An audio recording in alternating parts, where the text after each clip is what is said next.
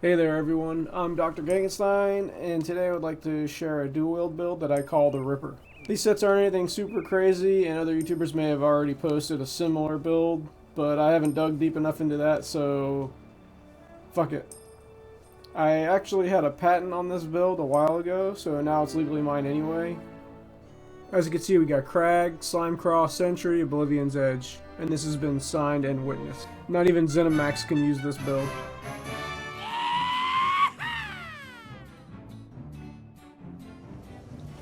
Okay, seriously, if someone already made this, sorry, I'd give you a shout out if I knew.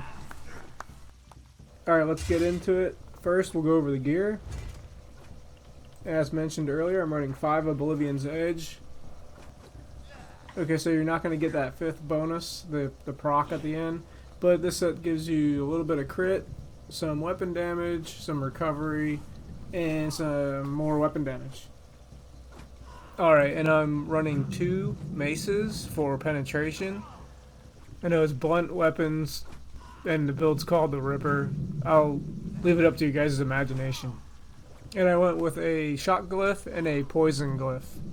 Shock for minor invulnerability, and it does a little bit of damage, and I went with poison just for more damage.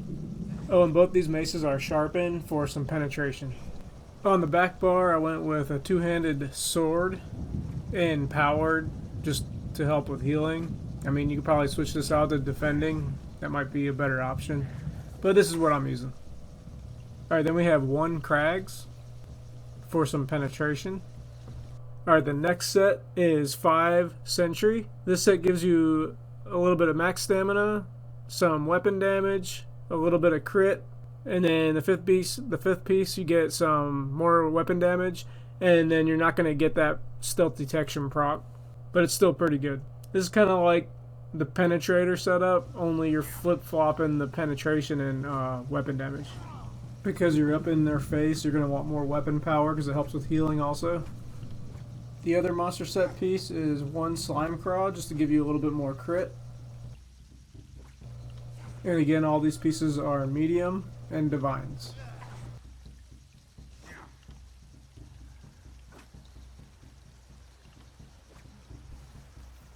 Okay, so I was having some issues with my movement speed, so I went with all Swift for the jewelry, and so far I'm liking it a lot. And then weapon damage glyphs on all of them.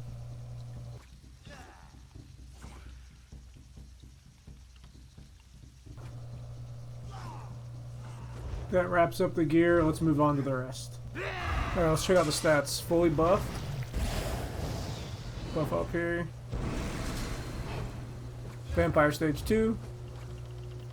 Weapon damage is at 5829. And if you are a dark elf, which is probably going to be the best race, honestly, you can easily get 6,000 weapon damage. Weapon crits 40%. Physical penetrations at 15,000, just over 15,000. The stats look okay, and the recoveries are still pretty shitty. So again, Vamp Stage 2. Tri-stat food.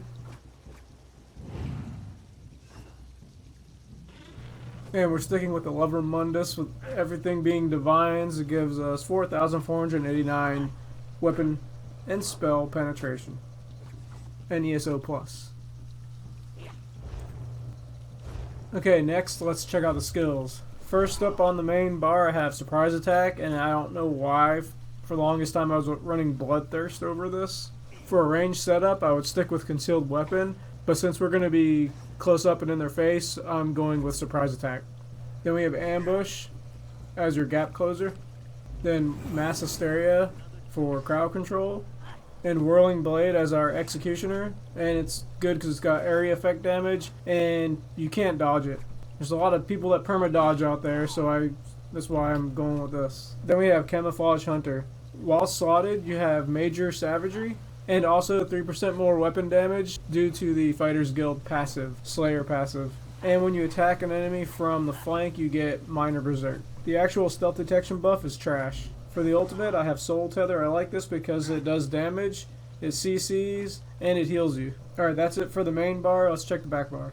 Alright, I'm using Precognition. This is, or the other morph, is This is an escape tool. Most times it messes up anyway. And we're using Vigor for heal, which actually is pretty good. So buffed up 23,000, and if you're in PvP, if you have continuous and you're near a castle, you can get up to almost 30,000. Then we're using Rally for major brutality and as another heal. Channeled acceleration for speed boost and some more crit damage. And then we have Leeching Strikes just to help with the stamina sustain. The heal on light and heavy attacks is pretty nice too. Then we have Shadowy Disguise. What this does, it makes you be a Nightblade. Okay, this concludes the build. But anyway, I just want to show you guys that I'm not using any champion points. So all these stats are in no CP. This is a no CP build. I'm still low CP. I only play in no CP. So if you're wondering how to allot the champion points, sorry, I can't help you there. I would just be guessing. Okay, so before I leave you guys to some gameplay, I just figured I'd, let you guys know this. I don't know, so you guys might already know this or not, but so here we are in Cyrodiil. We're in 2 proc sets, and you can see the procs don't work. But I'm gonna go into this little delve here. Okay, so inside the delves in Cyrodiil, your procs work. So all proc users are resorted to living in sewers and caves, like goblins and clowns. Like sewer clowns. Alright, that's the Ripper build, and I'll leave you guys with some gameplay. I'll catch you guys later.